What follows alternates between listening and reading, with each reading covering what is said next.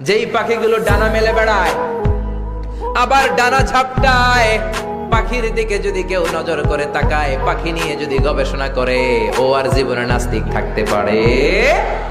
কত ধরনের পাখি যে আল্লাহ বানালেন, আপনি অবাক হয়ে যাবেন। আর কত জায়গায় যে আল্লাহ কোরআনে পাখির কথা বলে, পাখির নিদর্শন দিয়ে আমাদের মস্তিষ্কের জট খুলতে চেয়েছেন, আপনি অবাক হয়ে যাবেন। হাজার রকমের পাখি মহাবিশ্বে তৈরি করেছে কে? পাখির দিকে তাকালে আপনি বুঝবেন পাখির একজন মালিক, পাখির একজন রব আছে না নাই? আলপিন সুইফট নামে আল্লাহ একটা পাখি বানিয়েছেন, সাউথ ইউরোপে পাওয়া যায়। এটাকে তারা বলে সুইফট বার্ড।